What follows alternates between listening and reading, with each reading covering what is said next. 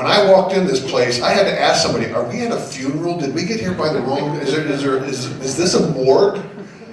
You're gonna have to loosen up tonight. I don't know what y'all are used to, but tonight is not that, okay? You need to loosen up. Questions require responses. Would you like to see the new debunked? Yes! Now you mature folks, I'm telling you right now, you might as well put your seatbelts on because I'm about to blow your minds. Because these debunked videos are geared for a generation that has a 2.2 second attention span. Say what? A 2.2 second attention span. You know what I'm saying? So mature generation, they're like, you're gonna watch it, you're gonna say, man, that was too quick. I didn't get anything out of that. Cool, I'm not going for you. I want your kids, I want your grandkids. That's who I'm going after. And so, and it's legit. That's what the research shows, 2.2 second attention span. Now this video doesn't count towards my time, right? Because it's bonus. Okay, so put your seatbelts on and take a listen.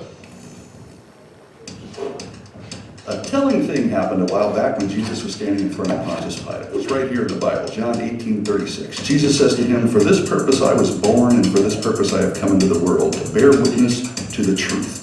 Everyone who is of the truth listens to my voice." Now, Pilate says this, wait for it, he says, "What is truth?" Shabam! There it is, the big kahuna, the spicy enchilada, the fizzy lifting drink, the question of the ages, and it's not much different today, which is why you hear claims like, "It's true for you, but not for me," or "There is no truth," or "Truth is relative, bro," or the ever so popular "Speak your truth." Now, these things all sound nice and sweet, but what in the world do they mean? Well, let's take "It's true for you, but not for me." Now, in all honesty, doesn't the person who says this to you want you to believe what he's saying? He's assuming that his relativistic claim is universally true, right? Everything is relative, I guess, except his relativism. Now, if something can only be true for me, which it can't, then it doesn't apply to you or anyone else, so what's the point in saying it? But if it is true for everyone, then the claim is wrong, because it's only claiming to be true for me and not for you. Get it? Okay, maybe it's not clear right this second, but things that contradict themselves, like this claim, cannot be true. What about the claim there is no truth? Oh, yet another statement that demolishes itself by its own standard. After all, is that claim true? If so, it's wrong. If the claim is not true, then it's true that the statement "there is no truth" is not true, which means there is truth, which makes the claim false. Moving on to the popular "Speak your truth." I gotta ask you in all seriousness, is there really your truth and my truth? Truth is what is. It corresponds to reality. It's black and white, either or, fact kind of stuff, right? Tiny Tammy tossed the toy pterodactyl tenderly into the Thames that Tuesday, or she didn't. It's pretty simple, really. Truth is truth, and it doesn't change with the pronoun. Now, you might disagree and throw your hands up in objection, that is, until, of course, you are on the receiving end of a lie, somebody else's truth that contradicts reality. Let's say you deposited $100 into the bank yesterday, but the banker's truth is that you didn't. Your sweet hundo, gone. Oh no. Let's say you got every answer on every test right, but the teacher's truth is that you flunked the whole grade. Now you have to repeat it. Your summer, gone. See, I think you get it. And I think you'd be fighting pretty hard for the truth, the thing that corresponds to reality in those specific scenarios, because lies, other people's truths that aren't true, have huge consequences. Relativism is not only flawed, it's unlivable and unsustainable. And let's be honest, nobody wants a relative answer when they ask a real question, especially if it's directions to a gas station when you have to go to the bathroom. But wait a second, what if I say, my favorite candy is M&M's, and you say your favorite candy is Snickers? See, what's true for me is not true for you in that sense, right? Well, actually, wrong. See, I'm saying it's true that my favorite candy is M&M's, and you are saying it's true that your favorite candy is Snickers. We're simply stating the truth about our preferences. Now, you gotta watch out for preferences, beliefs, and opinions trying to sneak their way into Truth's exclusive club. After all, you can prefer that you have a blue hat when you only have a white one, but it doesn't change the facts. You can believe the moon is made out of cheese, but it doesn't make it true. And it might be your opinion that 5 plus 5 is actually 13, but you'd be wrong. See, tricky word games don't change the truth. They get you nowhere. As Double Dutton said, you get nothing, you lose. Good day, sir. But what about morality? Ah, that's the big one. One person thinks it's wrong to commit adultery, and another thinks it's not. So the one might say, I'm glad you have your truth, baby, but it doesn't work for me. First of all, what you think about the truth doesn't change it. A thing is either true or not, even moral duties and obligations. Second, truth is not dependent on the subject, that is you or me. It's objective. So whether it works for us or not doesn't change what's actually true. Third, since these two claims are in direct opposition to one another, only one can be true. This is the irrefutable, unstoppable, unbreakable, incontrovertible law of non-contradiction, smashing through the nonsensical, irrational, and weak wall of hocus-pocus relativism, and, curiously, Here we are today, right where Pilate was, having to deal with the one who calls himself the way, the truth, and the life, claiming that no one gets to the Father, that is God, except through him. That's either true or it's not. And we can either deal with it head on, or we can, like Pilate and like Romans declares, suppress the truth and unrighteousness, which leads us to make claims like, what's true for you is not for me. Truth is relative. There is no truth, etc., all of which heretofore have been debunked. Adios.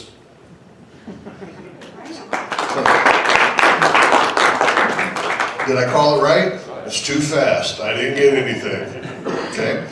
Let me ask you a couple questions. Number one, was it done well enough that you would watch it again to try to glean a little bit more from it? Yes. Okay. Was it done well enough that you'd even be willing to share it with a lost person and not be embarrassed because it's Christian cheesy stuff? Yes. Okay. If I give it to you for free, would you use it? Yes. Take your smartphones out. We're in church, but we're not in church. It's not Sunday. It's okay. Take your smartphone out and text.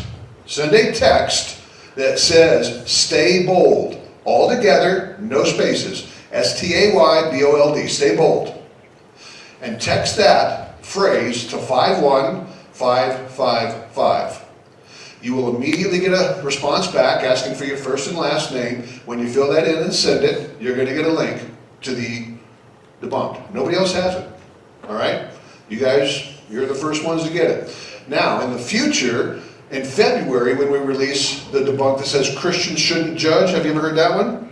Oh, we're dealing with that. Okay. And then in March, when we deal with there can't be a God because of all the suffering, ever heard that? Oh, we're dealing with that. And then in April, when we release, oh, there's no evidence for a resurrection, have you ever heard that? Yes. Oh, we're dealing with that.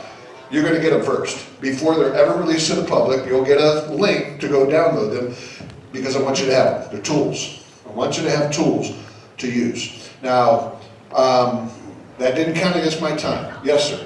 Could you repeat the number? 51555. And the phrase is stay bold, all together, no spaces. Stay bold. Okay? So, if you're going to be in Chicago, April 6th, come with me. You guys know about BC Tours doing their tours here. Well, I go and I rent a room in the Chicago Field Museum. We rent a room in the museum. We do the training. We go up and we go after the exhibits, come back down, train, and do exhibits. If you want to join me there, that's what we're doing April 6th. We'll be up there. And if you like digging dinosaur bones, come with me on July 8 to 11. We'll be in Glendive, Montana. You can get more information at our website, which is just rforh.com, r4h.com. Come join us, dig dinosaur bones, or go through the museum. But tonight, we're dealing with something from nothing. Because, hey, it's a big deal.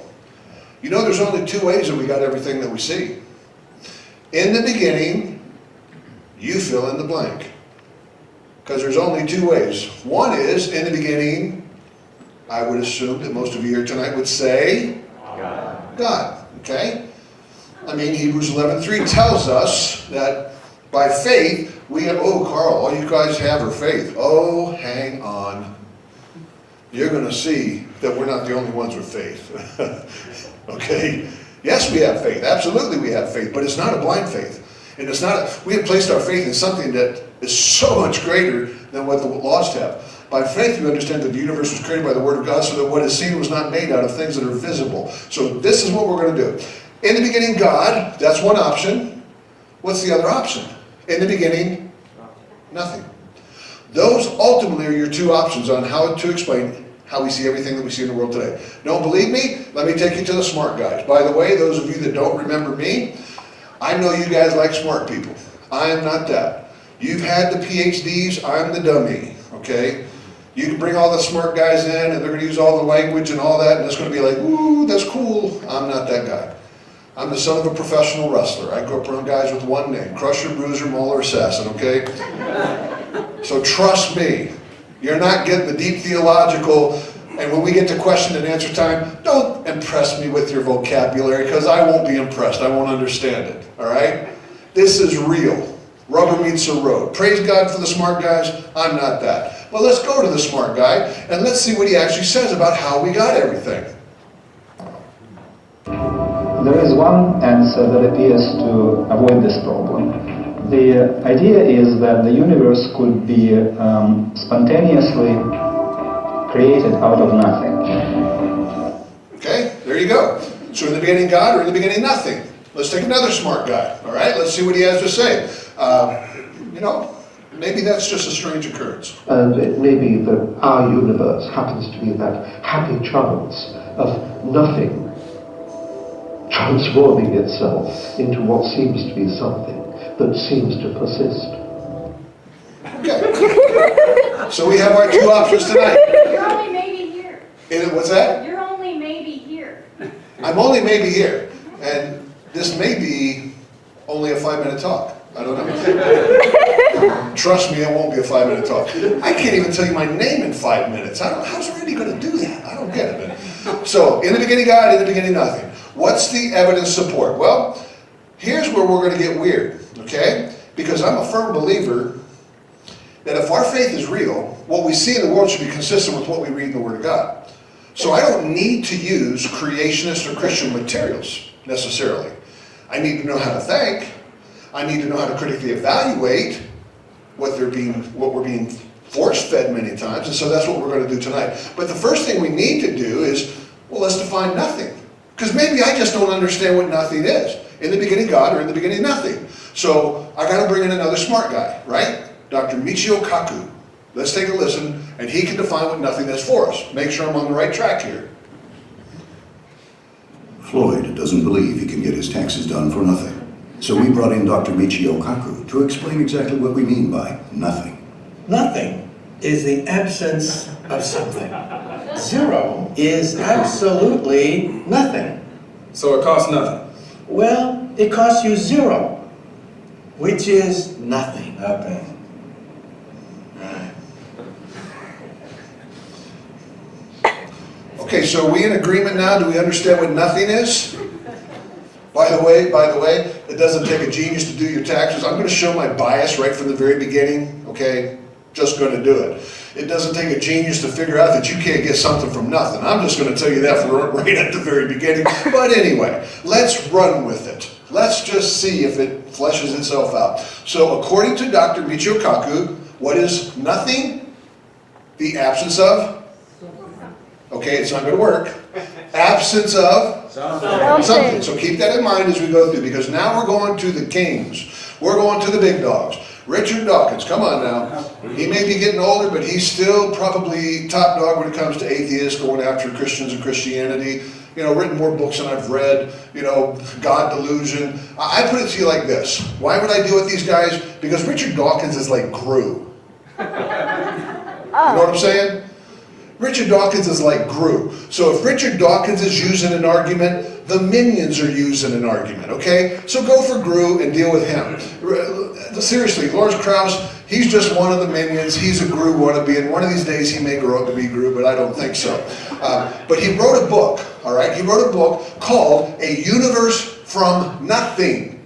Why there is something rather than nothing. And then these two gentlemen went on tour. If you would like, go to YouTube, type in Richard Dawkins, Lawrence Krauss, Universe from Nothing.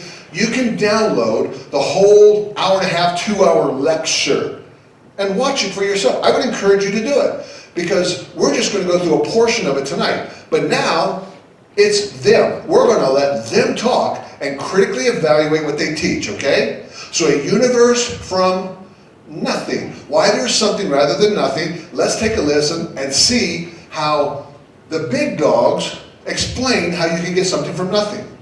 Because maybe I don't understand it. In the context of evolution, what something from nothing means to you? Charles Darwin solved one of the greatest riddles that the human mind has ever solved, which is how you get something from nothing, in the sense of how you get the immense complexity and diversity and beauty and elegance of life, and perhaps above all, how you get the powerful illusion of design that life shows, starting not quite from nothing, but starting from extreme simplicity. Okay, we got to talk here. I paid $35 to buy my book on a universe or something from nothing, right? And then I paid even more money to get in to watch this love fest. I mean, the audience, man, they're sitting out there, ooh, Richard, so enthralled, okay? And they're going to answer the question on how you get something from nothing. And in the very opening, Richard Dawkins, Guru himself, says what? In the context of evolution, number one, teach a generation how to think. I got a brand new book in there that we've just released. It's called Teaching How to Think, Not What to Think. Because parents, we have got to teach critical thinking skills to this younger generation. They're getting chewed up and spit out. All right? For too long, the church has taught what to think and not how to think. We have to teach the application component. All right? It's not about having the right answer. I know that math has totally changed since my day. We could get the right answer, but if we didn't show how we got to it, we were done. You had to show the process. You've got to teach critical thinking. How do you get to this? And how this works and this works, okay? You better listen to the way that people phrase things. In the context of evolution, now what does that have to do with anything? The question was very simple. How do you get something from nothing? And then the response back is, in the context of evolution, forget about context. I just want an answer to the question. How do you get something from nothing? When people start doing that kind of wordplay stuff, I'm telling you right now, that's Satan. God said, let your yes be, yes, and your no. No. Jesus was probably one of the most straightforward, straight-speaking folks you'd ever been around. Yes, he used allegory and analogy, yes, but he spoke straight. When you see people playing word games, I'm telling you that's Satan's realm. Yellow flags ought to go up. And then he continues on. What does something from nothing mean to you? I hope you don't go to Sunday school classes and have home studies with, well, what's this verse mean to you? What's it mean to you? I'm going to tell you right now, I don't care what it means to you. You shouldn't care what it means to me. We should be asking the question, what does it mean in context of what Scripture is teaching from the person that was doing the teaching? Read Scripture with Scripture. Interpret Scripture with Scripture. Instead of, well, how do you feel about it? I don't care how you feel. I'm sorry, I'm not trying to be a belligerent, ignorant jerk, but we live in a world now that everybody's worried about somebody's feelings. We should worry about truth. We have people that are dying and going to hell, and I'm afraid to open my mouth because they might get offended? Sorry, man. I would rather you be mad at me here and end up in heaven than love me here and end up in hell. Speak the truth in love. You don't have to be a belligerent, ignorant jerk to do these things. What does something from nothing mean to you? Forget that. How do you get something from nothing? And then Charles Darwin solved how you get something from nothing. Come on, this is a creation group. You guys are smart. What did Charles Darwin discover? Come on, you're the creationist. What did he discover? Finch's beak change. What's that? Finch's beaks change. What was that? Finch's beaks change. Finch's beaks change. Isn't this amazing? He discovered that if you start with finches, based on climate, based on all kind of circumstances, and not just finches, the first thing were turtle shells, okay? Turtle shells where they had to reach up high to get food. They had an arch where they could feed off of the ground. They didn't have the high arch. They're still turtles. And guess what? The finches are still finches. And based on environment, you can have fluctuation of different kinds of finches. How does that prove you get something from nothing? Help me. If I'm wrong, I want to be corrected. How does the fact that you can start with finches and you can get different shaped beaks on finches, you can start with turtle and get different shapes, carapaces on a turtle, how does that prove you can get something from nothing? If I'm wrong, I want you to change my mind right now. Guys, that doesn't have anything to do with something from nothing. Not a thing. And then he continues on. Powerful illusion of design that life shows. Why would he say that? Everywhere you look, you see design. Chicago Field Museum, I told you I'm taking people on tour. One of the signs that you're going to read when you go in there is the closer you look at anything, the more design that there is. You've ever heard the saying that says, oh, the devil is in the detail? Anybody? Yes. That is so bogus. God is in the detail. You take anything that God made, you look at it under an electron microscope, it screams design. I got pictures of an electron microscope picture of the eye of a mosquito. The further down you go, the more crazy it is. I just want to squash that joker. You take the sharpest needle on the planet, you look at it, I've got a picture of it. You look at the sharpest needle on the planet under an electron microscope, it looks like junk. You'll never want to get another shot. The finest gear in a Swiss watch looks like junk. Anything man-made, the closer you get, the more junky it is. Anything God-made, God is in the detail. Design is everywhere. And then he continues on, and he says this, starting not quite from nothing. Hold up. Hold up. We have a problem. By the way, do you think any of the people in the audience were like, hands started going up, excuse me, I paid $35 for the book. I paid a lot more for my ticket to come hear how we got something from nothing. And then the opening words, you're telling me that we didn't get something from nothing? You think any of the people are out there? Hey, I got a question. Ooh, Richard. Do not be enthralled by people. People are people. We're all sinners. We're all fallen. Be enthralled by God. Start not quite from nothing? Why'd you sell me a book then? But starting from extreme simplicity. Okay, help me out. Can somebody give me an example of extreme simplicity? What's extremely Sewing simple? needle. What's that? A sewing needle. A sewing needle is extremely simple. So everything in the world came from a sewing needle. Guys, anything you see in the world. Oh, a simple cell, right?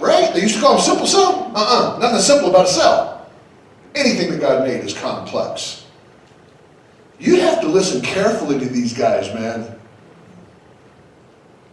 So, getting something from nothing, Charles Darwin gives us all confidence.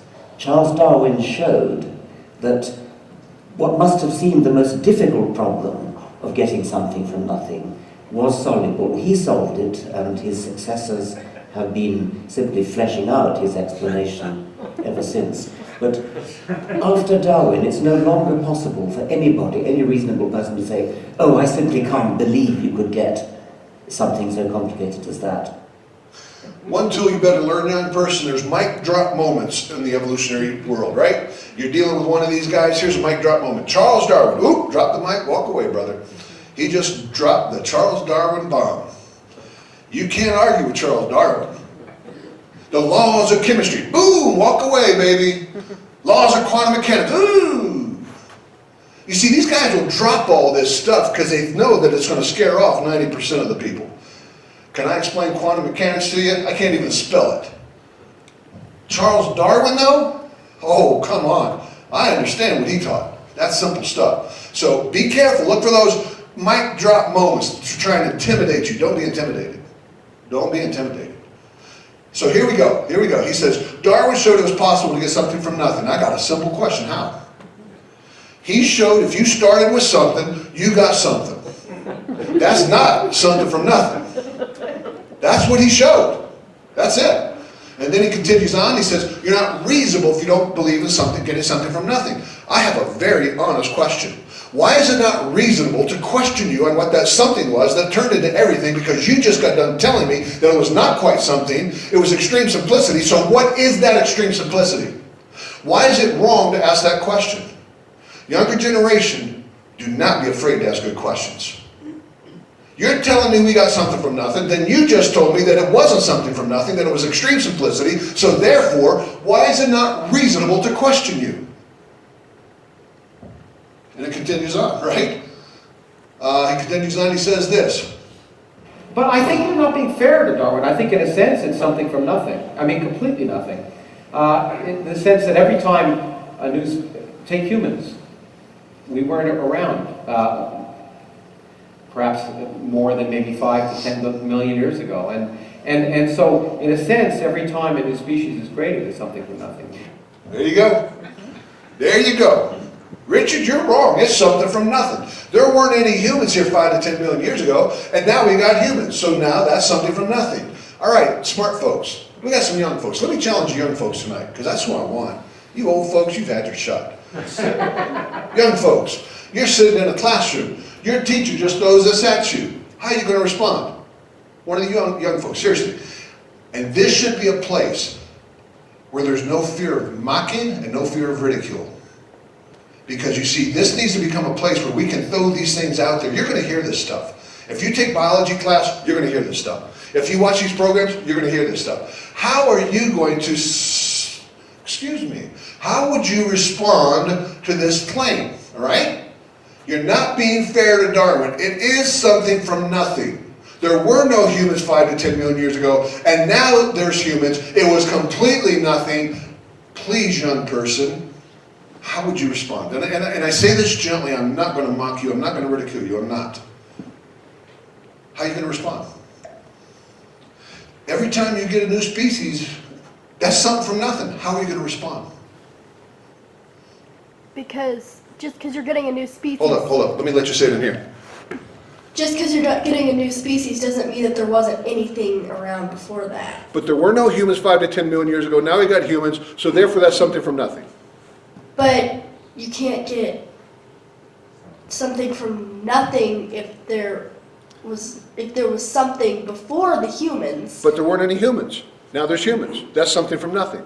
But humans aren't the only thing on this earth. So if you had, like, let's say an amoeba before you had humans, an amoeba is still something. Just because humans weren't there before that doesn't mean that there was nothing. Okay? Nux, come on, don't leave me hanging. Somebody else, come on. What would you say? Come on, young folks. Don't be intimidated. What would you say? Nobody else? We got one? All right. Let's hear how Richard Dawkins responds, because Richard Dawkins says exactly what I would say, except he uses big words. Well, it's not from nothing, because it's from an antecedent species, and even the evolutionary process, the process that Darwin discovered, doesn't start from nothing. It had to start from, well, a reasonably complicated chemical beginning, which was the first self-replicating molecule. You can't, I mean, natural selection can't get going until you have genetics, and so you've got to have genetics. And that's not a trivial problem, and it's a problem that actually hasn't yet been solved. Oh. Yes, sir. Excuse me. I can't hear, I'm sorry. What happened to his claim earlier about extreme simplicity? Opening statement. That's one of the points I'm going to make. Did you just notice we made a big dramatic change from extreme simplicity to a self-replicating molecule? You want to tell me a self-replicating molecule is simple? Oh, we're going to get there, trust me. But did you catch what he said? I would have said the same thing, but I would have said it much simpler. It is not something from nothing, because what you had is some ancestor, supposedly, to both the apes and the humans. You had this supposed common ancestor that over time turned into humans and turned into apes. That's not nothing. Yours taking it all the way back to an amoeba is a good point. You can take it all the way back. There was something that eventually, supposedly, turned into all these other things. That's not something from nothing. It's a very valid challenge, and we should do it. He continues on, and he says this. It's not from nothing because it's from an antecedent species. That just means that there was something there. By the way, what's our definition of nothing? The absence of something. An antecedent species is something. Okay? An antecedent species is something. He goes on, he says this. It had to start from, well, a reasonably complicated chemical beginning. Oh, we have just made a big shift here, gentlemen and ladies. We have just gone from extreme simplicity to a complicated chemical beginning. And then he says, can't get going until you have genetics. By the way, in order to have genetics, you need... Genes. What? Genes. You need something. If you're going to have genetics, you're going to have something. By the way, genetics is simple. Anybody ever studied genetics? Oh, it's so simple. Just so simple. Are you kidding me? It gets even worse, man. It started from a self-replicating molecule. Oh no, we have to take a second to deal with that. You think a self-replicating molecule is simple, then why in the world can't we make one? With all of our intelligence and all of our science knowledge, we can't make a self-replicating molecule. Yes, we can, Carl. I read the headline. Oh, you did? So did I. Short, sharp science. Take a look, take a look. Biologists create self-replicating RNA molecule. There you go, Carl. We have created a self-replicating molecule. This means that something could come from nothing. Anybody got a problem? Yes. What's the problem, sir? Thank you. The RNA molecule is something. The RNA molecule is something, and what else is the problem? Just look at the headline. Yeah, it was already created. Thank you very much. Biologist, that's somebody, create. Does that prove you can get something from nothing?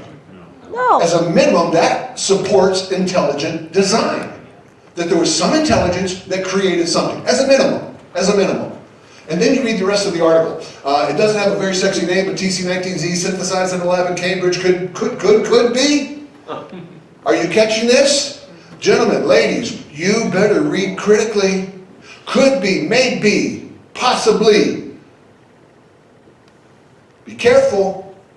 Headline's written as a statement of fact. Article isn't written as a statement of fact. Notice that. It continues on. It says, critically, TC19Z can copy a piece of RNA that are almost half as long, 48% as itself. So have they created a self-replicating molecule? No. It can only replicate 48% of itself. That's not a self-replicating molecule. If it has to be, in order to copy itself, it has to be able to copy sequences as long as itself, and TC19Z is closing in on that goal.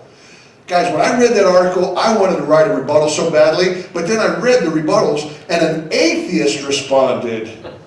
And his response was better than mine, so I'll read it to you. It's awesome.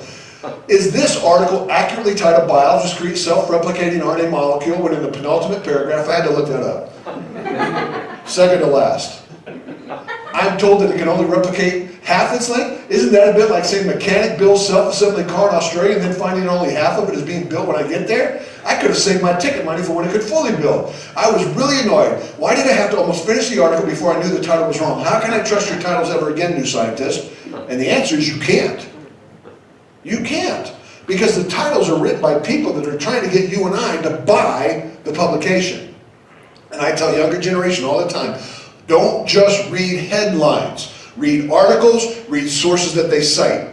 Because headlines are absolutely deceiving. Fake news, read headlines. Love this though. New scientist, imagination. Why we spend so much time exploring realities that do not exist. Do you know why? Because they're trying to explain how you get something from nothing, and if you're going to do that, you need a lot of imagination. There is no evidence for that. None. Period.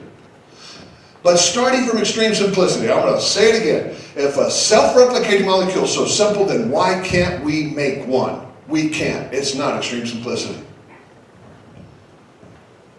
Well, in fact, actually, that's kind of interesting, because it's true that many people think that evolution has to do with the origin of life, but it's really the origin of the diversity of life. Excuse me? Did you catch that? This is big right here, guys. This is very big.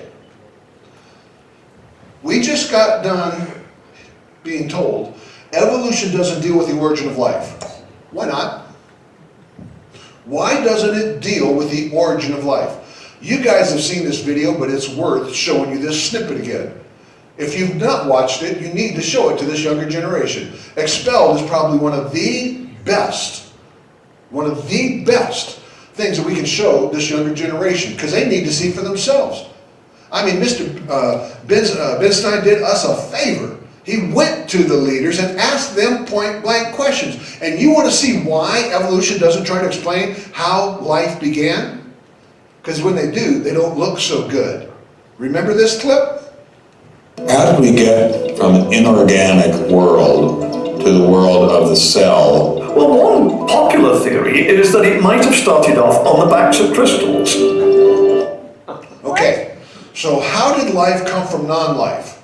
It started on the backs of crystals. Where'd the crystal come from? Don't worry about that. We're not going to go there. We just want to deal with a simple thing. How did life come from non-life? Watch. Molecules piggybacked on the back of crystals forming, and that this led to more and more complex. But of course, the nice thing about crystals is every now and then you get mistakes, mutations, and that this opens the way for natural selection. You see how easy it is? This is how you get life from non-life. You get yourself a molecule, and it piggybacks on a crystal. And as a crystal grows, sometimes it has this deformation, and that causes that molecule to have a mutation, and that's how you get life. What? This is why they don't deal with the origin of life. They look bad. But if you dare question, you want to be the wizard and question the wizard, oh, watch what happens when you question.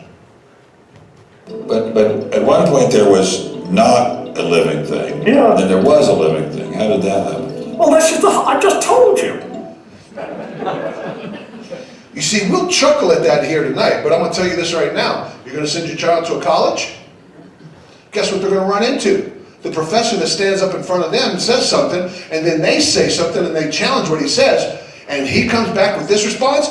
They're not going to chuckle. They're going to hide. Because grade depends on him liking me. Right? They are in a position of authority and in a position of intimidation, and they're bullies. And we're paying, by the way, $30, $40, $50, $60,000 a year to send our kids to places to destroy their faith that I tried to pour into them for 16, 17, 18 years? I don't get it personally, but that's a decision you got to make. You question them, and man, you are the fool. You are, and I'm telling you right now, the number one effect that's having is the Christian kids, as a minimum, are becoming silent. Because they don't want to be the weirdo. They don't want to be the goof. But 50 to 88% of the kids raised in the church are going by the time they're age 18. It's having an impact, guys. We got to teach them how to think. I'm so encouraged to see so many young people here tonight. You know what I see when I see this guy trying to get all, because Ben Stein's not a goof. He's a smart dude, right? I wish I could keep his even keel the way that he does. He's just so smooth. I get mad. I get all wound up, right? What I see with this guy, this Michael Ruse, I see Barney Fife. I am bringing back Barney Fife to this younger generation. I'm telling you right now, you need to see Barney Fife in action. Michael Ruse is Barney Fife. Now, men, there are a few things we ought to get straightened out right at the start to avoid any grief later on. Now, here at the Rock, we have 2 basic rules. Memorize them so that you can say them in your sleep. The first rule is, obey all rules. Secondly, do not write on the wall, as it takes a lot of work to erase writing off of the wall. Look at Gomer's face, man. I love it. Gomer's like, ooh. Dude, that's Barney Fife. Talking all big, trying to intimidate you, and you're like, come on, dude, you don't even have a bullet in your gun. Watch. He doesn't intimidate Ben Stein. I don't see any reason why you shouldn't go from very simple to more and more complex to more and more complex. I don't either, but I don't know how you get from mud to a living cell. That's my question. Yes, well, I've told you. I think it was on a Try one more time. On the backs of crystals. Of the backs of crystals is at least one hypothesis, yes. So that's your theory, and you think that is more likely and less far-fetched than intelligent design? I think it is. We do not have an evidence problem. We have a philosophical problem. We have an interpretation of evidence problem, okay? Don't be intimidated by these guys. Yes, and in fact, the famous final paragraph of his book, it basically tries to state that. Yes. No, you have to start from agenetics, and that's one of the big gaps in our knowledge at the moment. Nobody knows how that started. The laws of chemistry somehow had to give rise to a self-replicating molecule. Once you've got that, at least a sufficiently accurately self-replicating molecule, then evolution takes off. See how simple it is? By the way, any in the audience, man, I paid $35 for the book, I paid for this ticket, and I wanted to hear we get something from nothing, and you've done nothing but tell me we didn't get something from nothing. We started with something, and it was a complex something. We don't have a clue. Anybody holding their hands up? Anybody? No. Ooh, Richard. I'm sitting here looking at this, man. You have to start with genetics. And again, if you're going to start with genetics, you've got to have something.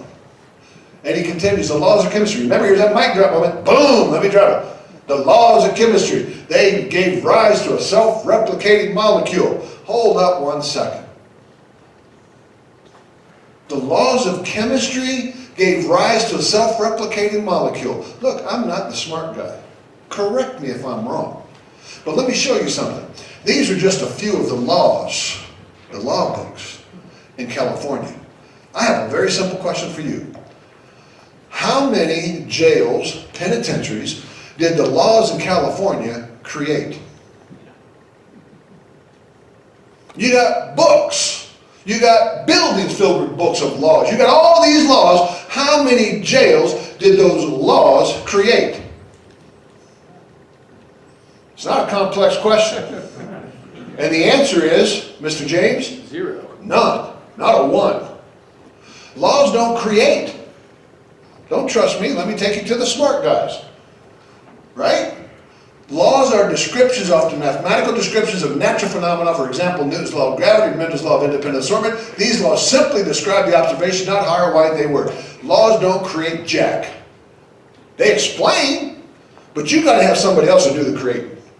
Laws don't do it.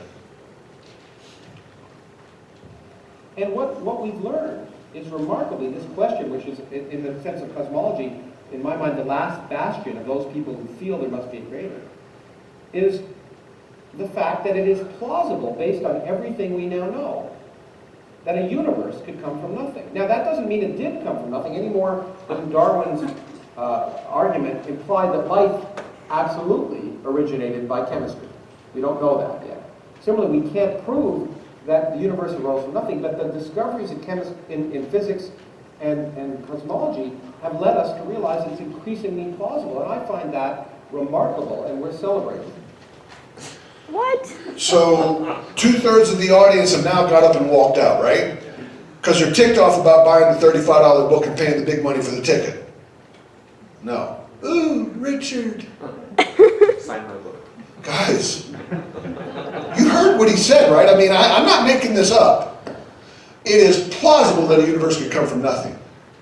Can somebody please define plausible for me? I'm that guy. I want to know what words mean. So I go to the dictionary. Plausible. Possibly true. Okay. So it's possibly true that something came from nothing. That means it's possibly true that it didn't. And which one does he have to support? That nothing turned into everything, or God turned to everything, created everything? Design everywhere. Oh, if there's evidence for God, where is it? Look in a mirror. Look in a microscope. Look in a telescope. Look wherever you want to look. Screams there's a God. Plausible? Possibly true? Oh, I love this one down here. Superficially fair, reasonable, or valuable, but often specious. Specious. Interesting word, interesting word. There's a scripture verse. Man, I need to look it up. And it contrasts the subtlety. Somebody do me a favor. Look this verse up. I need to get this verse. I need to memorize this one. The subtlety of Satan versus the simplicity of Christ. Corinthians. Subtlety of Satan. And it contrasts it with the simplicity of Christ. That word subtlety, when you do a word search on it, literally means a specious or false knowledge. I didn't know what specious meant. I had to look it up. Specious means what? Well, let's go to the dictionary. That's who I am. I'm going to go look it up. Falsely appearing to be fair, just, or right, appearing to be true, but actually false. Is that an interesting word or what? And that's the word that he used to explain how you get something from nothing. Guys, words have meaning. Look them up. Make sure you understand it, because people are going to use words to try and intimidate. Don't be intimidated. He continues and he said this. He said, that doesn't mean that it did come from nothing. Then why did you sell me a book? And why did you go on tour and sell me a ticket to come in here and hear how we got something from nothing when you know we didn't get something from nothing? That's called dishonesty, as a minimum. Any more than Darwin's argument applied to life absolutely originated by chemistry, we don't know that yet. Then why are you selling me a book? Why are you lying to a generation? Why are you telling them that they're not reasonable to question the fact that you can't get something from nothing? Satan doesn't play fair. You take anything from this young person, you better take that to the bank. He doesn't play fair. He's going to intimidate, he's going to mock, he's going to ridicule, and he's got nothing. but he's very effective at getting Christians to be quiet. Similarly, we can't prove that the universe arose from nothing. Then why did you send me the book?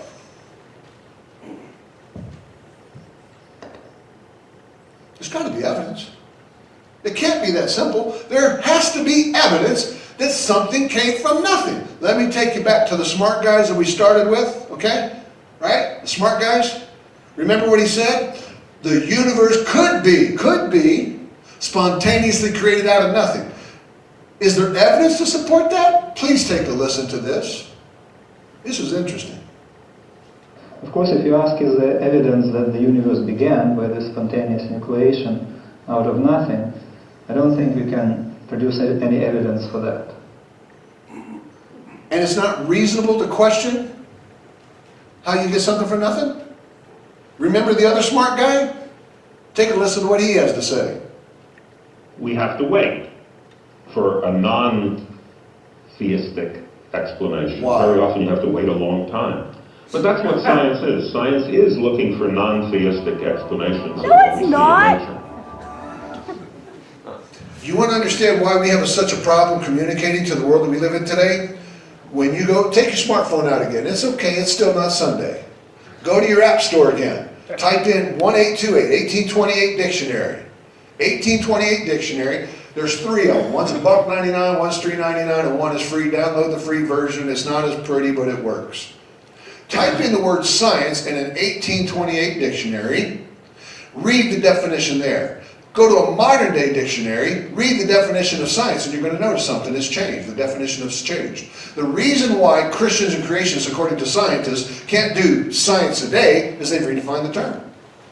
What gives them the right to redefine the term? The fact that there's 400,000 churches across the nation of America and Christianity has disappeared in the culture. That's reality. I'm not trying to be disrespectful to you, but that's reality.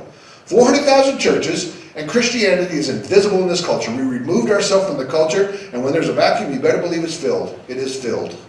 It's been filled with atheism, humanism. So, do we believe in science? Hello.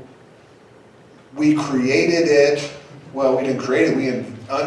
We understand it because our God created it, and He used men to come up with it. Go study the founders of almost every branch of science. What do you find? You don't find just Christians, you find creationists. The scientific method originated from a creationist. Go study the founders, man. We can't do science. We invented it. We just can't do it by today's definition. There's the problem. So, let's talk about this for a second. Oh, I got to show you this clip. I found this clip. Third Rock from the Sun. I never saw this show when it was on, but I saw this clip, and I have to show it to you because it's good. The force-carrying particles exchanged between matter particles are said to be virtual particles because, unlike real particles, they cannot be directly detected by a particle detector. The people on this planet will swallow anything. We got to deal with one more mic drop moment. Virtual particles. You ever heard of virtual particles? Ooh, virtual particles pop into existence from nothing. That proves you get something from nothing, you fundamentalist Hicks. What's a virtual particle? I'm that guy, so I go digging. I start looking. I find the guy who's supposedly the expert on virtual particles. He wrote this article. Virtual particles, what are they? Hello, that's me. What are they? And he writes, the term virtual particle is an endlessly confusing and confused subject for the layperson and even for the non-expert scientist. He continues. He says, the best way to approach this concept, I believe, is to forget you ever saw the word particle in the term. A virtual particle is not a particle at all. It refers precisely to a disturbance in a field that is not a particle. A particle is a nice regular ripple in a field, one that can travel smoothly and effortlessly through space, like a clear tone of a bell moving through the air. A virtual particle generally is a disturbance in a field that will never be found on its own, but instead is something. Hello? Nothing is the absence of something.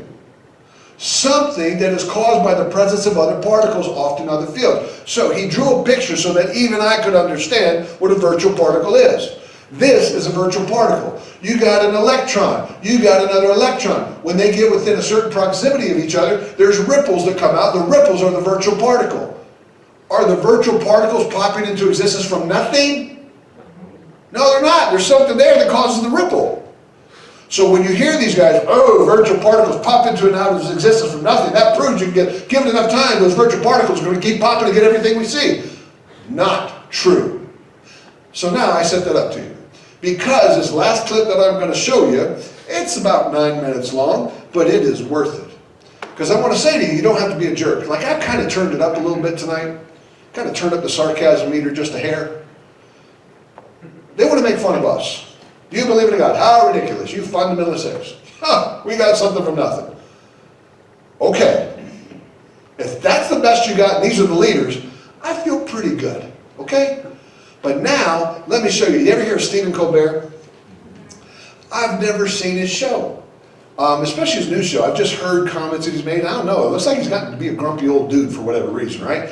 But in the old show, he actually had Lawrence Krauss on when he had the book out. And you have got to hear this interview, because you don't have to be a jerk, man. Good questions. We just need to learn to ask good questions. Watch this.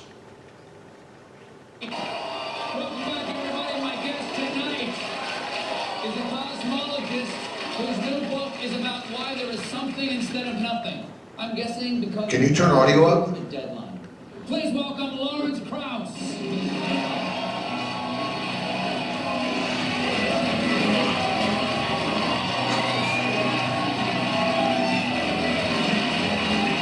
Dr. Krauss, thanks so much for coming on.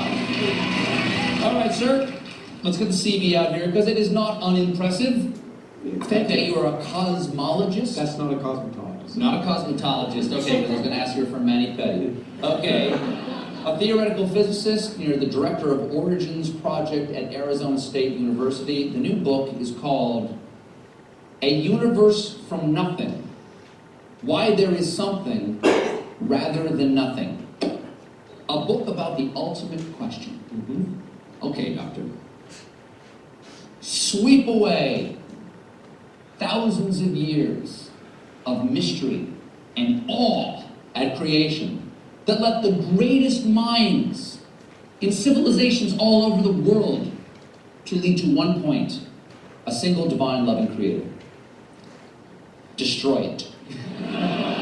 Why is there something instead of nothing? It's really easy, because nothing's unstable. And in fact, there's no evidence for any deity. Everything we know about the laws of physics, which are remarkable, and have changed everything about the way we think about the universe, what nothing is and what something is. This table here is mostly empty space. This table cost me $500. You tell me I got ripped off?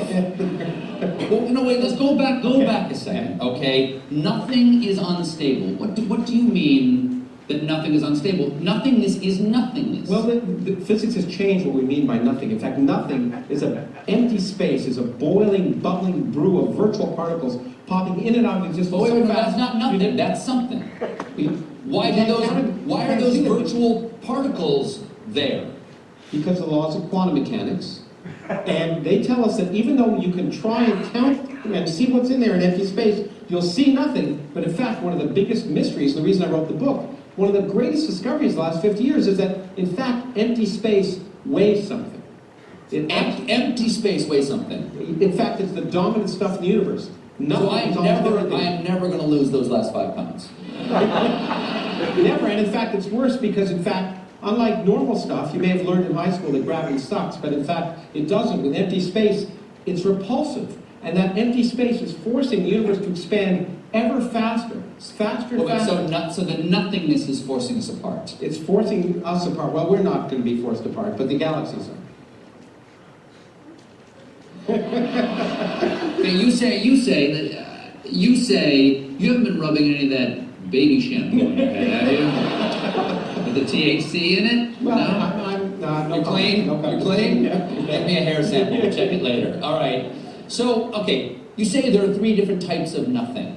That's right. What are the 3? I didn't know there was such a variety. A sampler platter of I would have thought you'd be an expert on it. But nothingness? Yes. In any case, There's three different kinds of nothing. First, empty space, which I'd say is probably the nothing of the Bible, an eternal, dark, empty void. Do you mean like a true hard vacuum? That would be, that's nothing that you're talking about? Most people would have thought that would be nothing. That's what I think nothing is. And then I Also, Baltimore. if I tell you that kind of nothing actually is unstable, if you wait long enough, that kind of nothing will always produce particles. By saying that it will, if you wait long enough, the laws of quantum mechanics tell us that particles will burp out of empty space and eventually fill up a universe. It's really remarkable. That, to me, that sounds like the empty space may be empty to us, but it is some sort of sheath or membrane between us and some other reality. No, there's nothing. Well, there's absolutely nothing there until there's something. What's the second type of nothing? Okay, well then if you don't buy that, then I can say, well, you might say, well, that's not nothing because there's space. Yeah. Well, it turns out if you apply quantum mechanics to gravity, then in fact space itself becomes dynamical, and universes, spaces themselves and time can pop into existence where there was none before. So in some theoretical end space, before the moment of creation, there can be no time and no space and no energy? And no energy. And then suddenly, from nowhere and from nothing, comes something and somewhere. And all sorts of stuff, and it sounds like the ultimate free lunch, and yes, it is. It is. It is, and it really, and what's remarkable is it's possible without any supernatural shenanigans. But listen, stop with that. Why? Why is what you're doing, whatever this is? Because obviously, because I am not in the priesthood, I can't understand the scrawls on the blackboards you people down at where are you? Well, that's why I wrote the book, so you could. Where are you? Arizona State. Arizona State. Okay, you priests of theoretical physics, you can explain to each other what you mean with your language of math, and I have to take that on faith. No, in fact, you should be skeptical.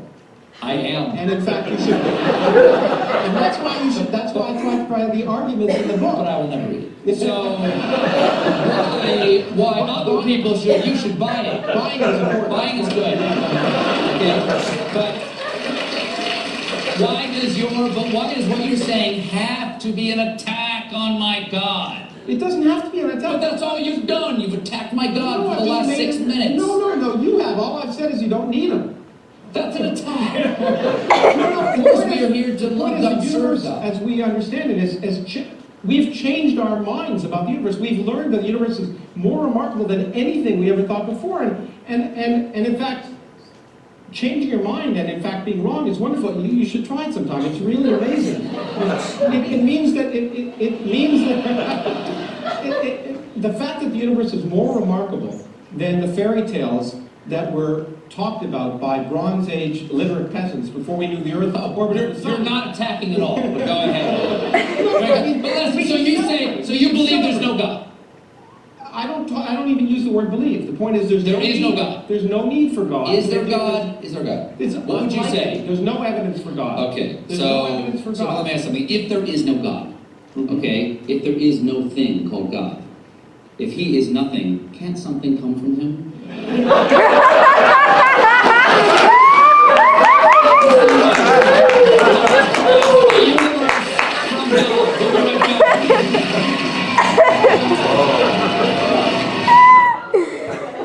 Good questions. Whoops, I forgot the mic. Good questions are powerful, guys. By the way, one point. Remember where he said there that, gravity and empty space repels? How did the planets come together? How did the planets, according to the evolutionary cosmology, how did they come together? All these particles started coming together because gravity was pulling them together. Well, he just got done telling us that it repels everything. So you can't get a planet. Guys, people get so smart they get dumb. This is not an evidence problem. This is a spiritual problem. All right? So don't be deceived. You don't need to be ashamed. Can I explain the ins and outs and all that? No, but I can sure listen to what they're saying. And this doesn't make sense, and this doesn't make sense, and this doesn't make sense. You can use all the big words you want, but that does not make sense. And it doesn't fit with what we see in the world around us. I brought some materials that are over there, and it's all a donation. I ask you to donate. I've got suggested prices on there to donate. I can take a check and there's a thing, just make it out to R4H. If you need a credit card, I can do a credit card or you can do cash. Not a big sales pushy guy. The things are there. If you can help me, help me. If you can't, if it's a genuine thing that you can't afford it and you'll use it, you take it, that's legit. Okay? That's legit. If you can use it and you will use it and you can't afford it, you still take it. If I was surviving on book sales, I'd be dead. Or a lot skinnier. I'm never going to get skinny, brother. That's not going to happen. Because even when you're poor, I know how to eat. All right? So what do? We go straight into Q&A? Okay, yes, sir. Are you saying you'll give us something for nothing? I didn't say give you something for nothing, unless you really have that desire and that need. If it's a legit need, then you get something for nothing. That's a good point. I like that. I'm going to have to use that, brother. You gave me some new ammunition. Any questions? Any questions that I can try and entertain here? Yes, sir. Well, I think the other thing that he's not noticing is that he's sneaking in is that empty space isn't nothing. That's right. Because it weighs something. He said that. Well, even if it didn't weigh anything, nothing is the absence of something. And even empty space is something. You're starting with something. But I love, he said that. Empty space weighs something. It's neither. So therefore, there's something.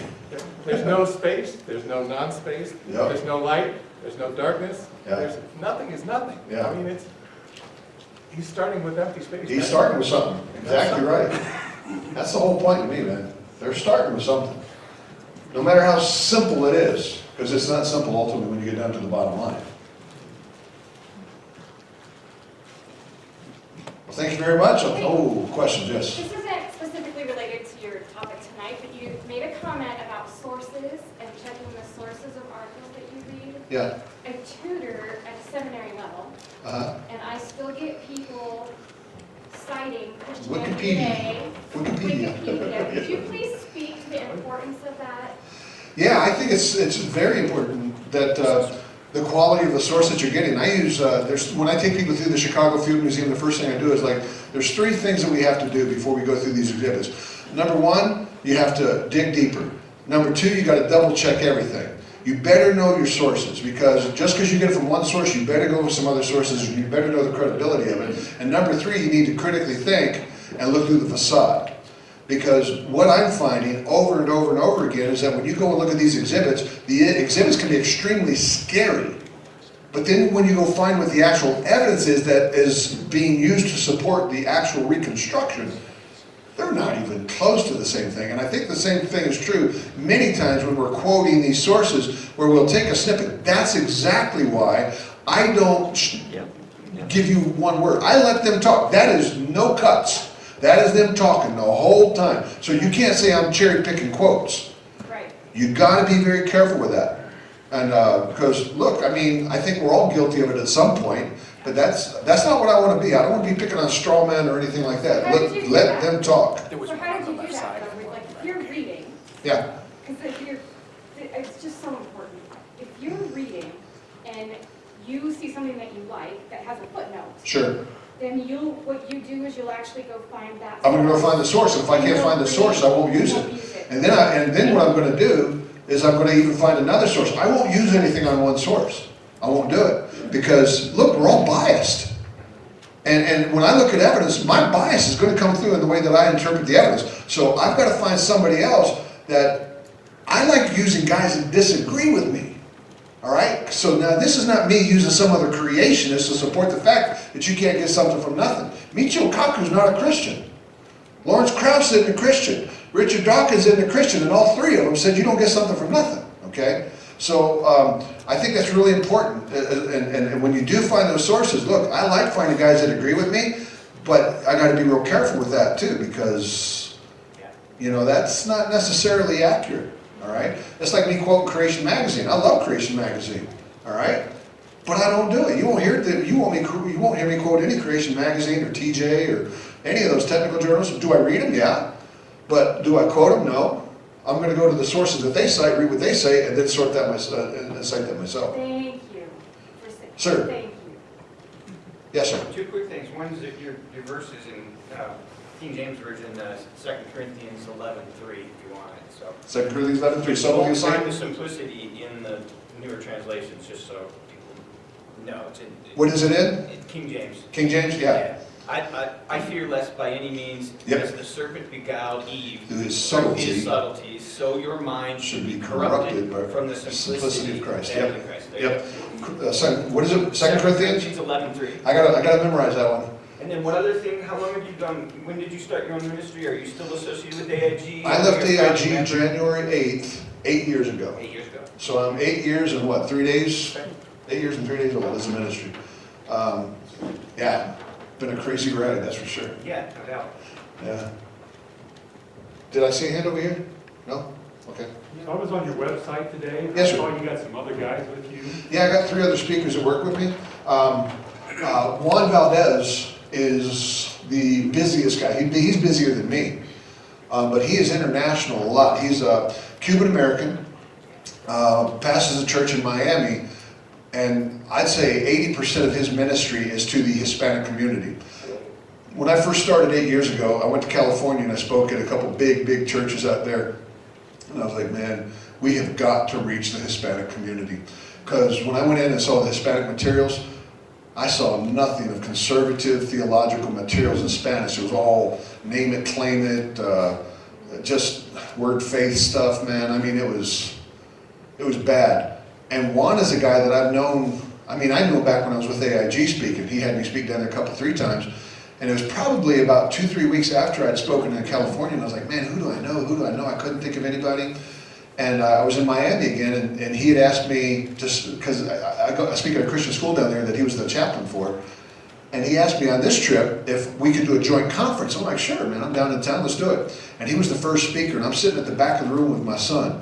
And 5 minutes into his talk, I said, that's the guy. Because he is, he's got a PhD, yada yada, sorry, I'm not trying to do, but he's a smart guy, not a science degree, it's more theological, philosophical, stuff like that, but he's able to take those arguments and break them down because he was teaching junior high kids. So he's able to take those deep concepts and break them down so that they make sense, and he's got energy and he's got passion. I said, that's the guy. And dude, he is blown up. I'll tell you one story. Last year, Costa Rica, he's speaking, finishes speaking, lady comes up to him after his talk at night, starts asking him questions, bing, bing, bing, bing, finishes up, she says, would you come to my office tomorrow and help me write a speech? Well, sure. Congresswoman for Costa Rica. He goes into her office in Congress, helps her write her speech. Her secretary of staff, secretary of whatever her number 2 person is, you know, whatever that is the former vice president for the nation of Costa Rica. She does the speech in Congress. She sends her 3 key people, that chief of staff. She sends her chief of staff, the former vice president. She sends her chief speechwriter, another person, to Juan. He was doing a 5-day conference teaching how to deal with apologetics in Spanish. Sends all 3 of them. He's going back this year. She's renting a room in Congress and inviting all the other congressmen and women to come to this meeting. He has blown up, man. He's in Colombia 6 times this year. And he speaks to more in one meeting than I speak to in the whole year. 10, 15,000, man. He is blowing up. And he and I do conferences here in the state. We're actually, there's a postcard over there. April, I think it is, we're going to be in at Faith Baptist Bible College in Ankeny. We're doing a joint conference there. It'll be English. But next weekend, we're actually in Florida, big church down in Stewart, and I'm speaking to the English audience, and he's speaking to the Spanish audience at the same time. So Juan is the other guy that's crazy busy. Bob Gillespie, you may have heard of. Bob was with AIG for a long time. He's one of their adjuncts. When they let all their adjuncts go, he asked me if he could work with us. So I was like, yeah, come on, man, join us. And then just added a new guy, Frank Figueroa. Frank is a long-time friend. He pastors a church in Hawaii. He mainly does Hawaii because there's a lot. I've been going there for like 5 years now, and man, the doors have just flat opened up for us.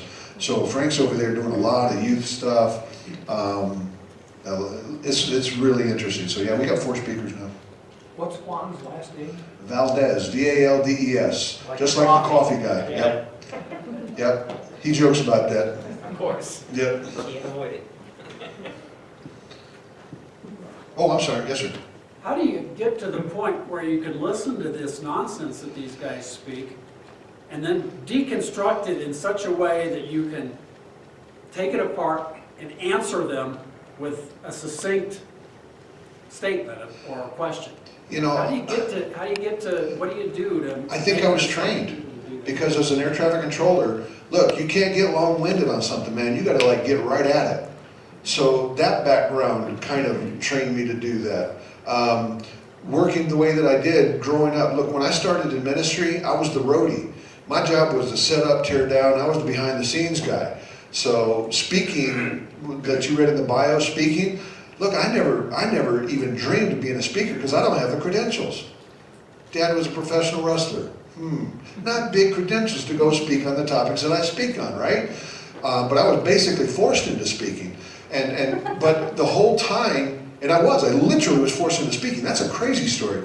But when I was traveling with AIG, well, initially ICR, then transitioned to AIG, when I was the guy that I was reading, I was voracious, man, because I had been lied to. And when I found out that the Bible was true, I wanted to know.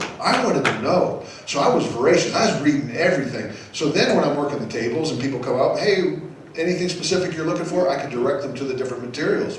So I was reading everything, man. I mean, and I traveled with, you name the creation speaker, I traveled with them. I mean, back in the day, I go back with, Henry Morris, Dwayne Gish, Dr. Gish, man, he was basically one of my mentors.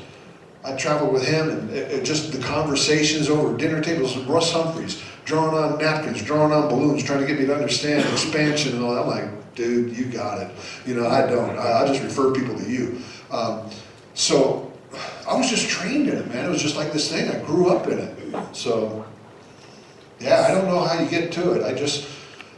What I have found is that I'm ADD to the max. And so God has wired me to be bing, bing, bing, bing. So it's just, but I think people can learn how to do that. Yeah, well, so I like to think of myself as like 14. So 14, I don't know, what's that? 14 years old. Oh, 14, okay. So you're talking to a 14-year-old here, and I'm getting ready to go into my junior high classroom, where there's some teacher up there going to start telling me all this same nonsense. Yep. What am I going to do? How am I going to prepare myself to be able to handle that teacher? I'm that kid that I will spend the rest of any teachers in here tonight? Former teachers, retired teachers, anybody that wants to grow up and be a teacher. I apologize. I will spend the rest of my life apologizing to teachers because I have seen the tops of so many teachers' heads in my day, it's embarrassing, and it's not because I'm tall. Any former student that you had, take your worst one. Just think about it. Put them on steroids. Double them. Didn't hold a candle to me. Teachers make a statement, and when my hand went up, guess where the teacher's head went? Why, Carl? I am that guy, okay? I didn't get saved till later in life, but boy, I'm going to tell you what, I'm a question-asking machine. And there's ways to ask questions and not be a jerk and be genuine. Hey, look, I'm here to learn. You're the teacher. I am here to learn. You just got done telling me we got something from nothing, but then you just said that we started with something called extreme simplicity. I got an honest, genuine question. Those two statements don't work. How am I wrong? You can ask questions in a good way. And that's what I try to challenge the younger generation to do. Like I said, I work a lot with the younger generation. Ask good questions. Do not be disrespectful. Don't be belligerent. This is their classroom. But you can ask good questions, and you better ask good questions. So that's just kind of my approach. Yes, sir. I think what you've been saying tonight is basically a bait and switch. They get you with a fancy title, something from nothing, and then they switch and say, well, it's not really nothing. It is absolutely bait and switch. So they're lying. That's exactly it. Satan is a liar. That's the point. How many times did I say that tonight? He doesn't play fair. He's the father of lies. See, from my worldview, if I lie, I got consequences. A lot of young folks in here tonight. I got millstones waiting on me, right? So that's why I take it pretty serious. But there are no consequences to that worldview. Am I saying that they are intentionally lying? Not necessarily. Some, yes. I think Dawkins absolutely is a liar. Lawrence Krauss, absolutely a liar. He knows. He knows it doesn't work, and he'll still sell us the book. But then there are many out there that that's all they know. That's who I was when I got saved. That's all I knew. And then somebody challenged me. So when I look at folks, what I'm trying to do is, I understand that there are those that are willing and going to reject. There's not a thing I can do with them. Not a thing I can do. Unless the Holy Spirit grabs a hold of their heart, there's nothing that's going to happen. Then I know there are people that don't know there's another way. I can't make them change either. That's still the Holy Spirit's job. So my job is to just be obedient to what he said to do, which was to study, to show yourself approved, to give an answer for the reason for the hope that lies within you with meekness and fear. That took all the pressure off of me. Because you see, I was the guy that was, once I became a Christian, you hear all these guys, oh man, I led 15 people to the Lord. And I'm like, really? I must not be doing anything, man. I haven't led 15 people to the Lord. Do not judge your success in ministry by the response of others. The greatest advice I ever got as a ministry person was to judge your success in ministry on obedience. And if you're obedient to God, you're successful regardless if you ever see fruit. How long did Noah preach? How many people responded? If you base your success in ministry on the response of others, you're going to get very lonely in ministry. You'll burn out. How many people here tonight? Man, I deserve more people than this. I've been speaking for 20 years. I need to have, this room need to be full. Are you kidding me? That's his job. He's going to bring who he wants. My job is to deliver the message. And if you don't think I gave you everything I had tonight, I failed. It is not about numbers. It's about obedience to God. Don't be deceived by the world. There's a lot of liars. There's a lot of deceivers. I think you call them out. There's ways to call it out. So, thank y'all. I'll turn it over.